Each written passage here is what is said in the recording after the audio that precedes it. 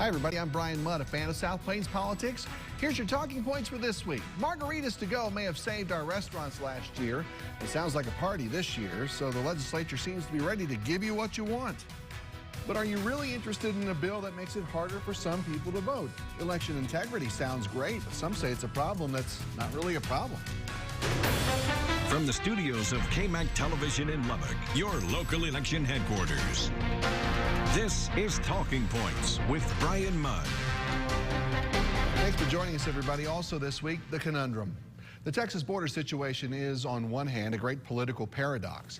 If we're a nation of laws and worry about safety, we can't just let a flow of migrants push their way into the country.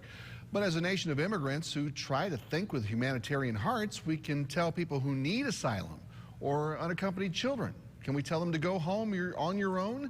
These questions have to be answered by the people we elect to answer them, and I'm not sure there is an answer. But for the first time since his election, President Biden had to answer that question this week, and our Marky Martin has that.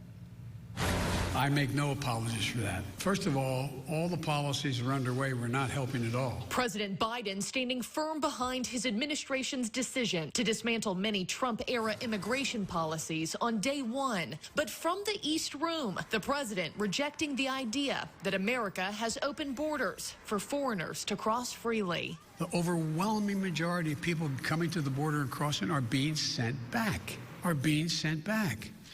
Thousands. Tens of thousands. They should all be going back. All except unaccompanied minors, he said. Reporters telling him stories of meeting those children at the border, whose parents had sent them on the long journey alone, believing they'd be taken care of under new White House leadership. Is your messaging in saying that these children are and will be allowed to stay in this country and work their way through this process, encouraging families like Joselle's to come? Well, look,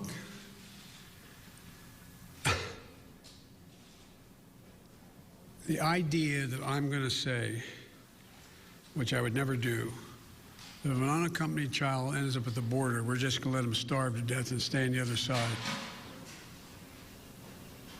No previous administration did that either, except Trump. Some Republicans not pleased with the president. Senator Lindsey Graham tweeting, "With all due respect, this press conference is hard to watch. The Trump policies created dramatic decreases in illegal immigration. The changes made by President Biden have created a virtual human tsunami." And when confronted about overflow facilities, such as the one in Donna, Texas, that is over capacity by 1,500%, President Biden was asked if he thought that was acceptable. That's a serious question, right? Is it acceptable to me? Come on. Marky Martin reporting. To finish that answer, Mr. Biden said he thought the conditions were unacceptable for those children and announced that some new space is being made in El Paso and San Antonio. Lots of politicians have made the trip to Texas to get a look at this, and Jody Arrington will lead the latest congressional group there tomorrow. Numbers of unaccompanied minors. We're busting at the seams in terms of detention. We have a pandemic that we've managed to a very good place in Texas, but it is now being threatened by people illegally crossing our border. 11% is the rate at which they have infections, so the spread is an issue. Also, the fact that there's a humanitarian element that breaks the heart of every American, including Texans, where poor people are being exploited in droves because they're hopeless and they're poor, and their children are being used as passports by drug cartels who are lining their pockets with this most burgeoning business, trafficking children and smuggling people to the United States. So. All right, so we have to bring in Dr. Miguel Lavario, Texas Tech Associate Professor of History and Borderland Studies, author of the book Militarizing the Border. So good to see you again, Miguel. You know, growing up here, I can't fathom a parent getting to a place where they send their kids away to America with not much more than luck. Can you speak to the situations in Central America and Mexico for many of these families that lead them to this decision?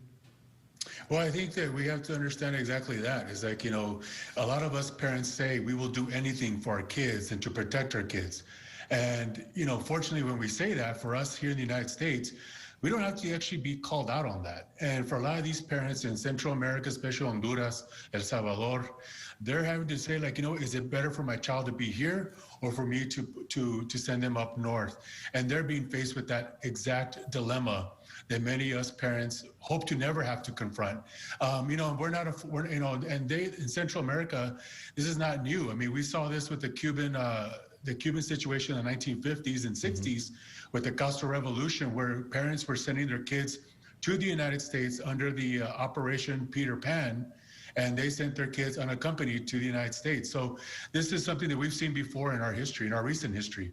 Do we know if the migrant kids, or the adults for that matter, have an idea of what U.S. immigration laws really are? Are they caught off guard by what happens to them when they get here? That's a very good question. And I think they have a general idea. And quite frankly, I think they have as much an idea as those of us who live here have about immigration law, because it changes, as you know, every 2 years probably with Congress. It changes, even when it comes to different states, even though that's not necessarily illegal.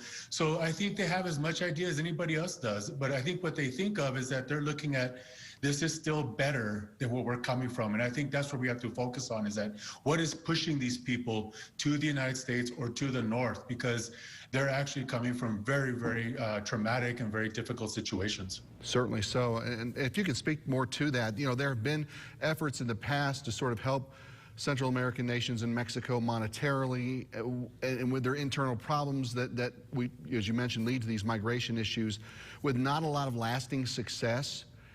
Where do we go to try to dial this flow of people back? Well, that's the thing, is that the United States also, because it has intervened in many of these countries, and it goes back to the 1960s and 70s. So we're not talking about, regardless of the current administration or the past administration, we're talking about decades of U.S. intervention. And quite frankly, we can argue that it's U.S. failed intervention in these countries, and where, we've disrupted their democratic processes. We've disrupted their elections. We've manipulated their economic systems over time. So what we're seeing is a consequence of decades of failed policies. And again, regardless of party affiliation for the past presidents, and we've had both parties in the last 40, 50 years. So we're looking at the consequences of failed policies. And I think it's more than just about throwing money at a country. I think it's more about support. I think it's about, enforcing these democratic processes and then giving them adequate support so that they can produce an economy that will produce jobs and a consumer base that can actually lead to those jobs. And I'm always struck by the dichotomy of all of this, because there has to be border security in a post 9/11 world. But if people try to cross illegally, if they try to cross legally and seek asylum or work visas of some sort, most are turned away. But if they manage to cross illegally and make it in without getting caught, we tend to accept them into our society a little more, find them jobs and give them at least some opportunity. How did we get like this on our end of things in this country? Oh, for decades, we've exploited undocumented workers. I mean, there's no question about that. And it's cheaper for the employer to exploit an undocumented worker where they could pay them under the table, and the employer themselves don't have to pay taxes. And so they're able to say, hey, you either take this or leave it, or I'm going to report you. So there's a lot of exploitation that we've seen over decades, especially in Texas, to be honest with you. When you look at the farmers and the growers that have been doing with undermining the Bracero program, undermining labor unions and so forth. So it's something that we've been dealing with for quite some time. And beyond money, is this about changing cultural attitudes toward these people as well? Well, we definitely have to do that, but unfortunately, the United States has a long legacy of xenophobia. But I think you brought up a good point, is that when we talk about border security, we cannot conflate these ideas of national security with immigration, because they are two different things. Not to say there isn't any overlap, but they are two different things. And when we look at what are some of the violence and atrocities that we're experiencing in the United States, they have nothing to do with immigrants. They have to do with homegrown domestic terrorism. So we have to kind of make sure that when we have the language, we have the conversation about immigration, we're using the right words, and I mean by accurate words, not necessarily politically correct, but using accurate words, and not framing this conversation as an invasion, as a surge, or anything like that. But we're looking at it as a migration pattern that we've been dealing with every other year for quite some time. In the short term, though, there will be money thrown at this just to try to ease the initial problem here that they have. Where should that money go? Will more immigration judges help? Is it just building decent holding facilities and something for the children? Where should that go? I think that's a good point. I think that has to go into the infrastructure. It includes the processing centers that we're dealing with, making sure that these children, that these families are paired with family members or vetted people so that they can make sure they go to their hearing. And we had a program like that under the Obama administration that was highly effective.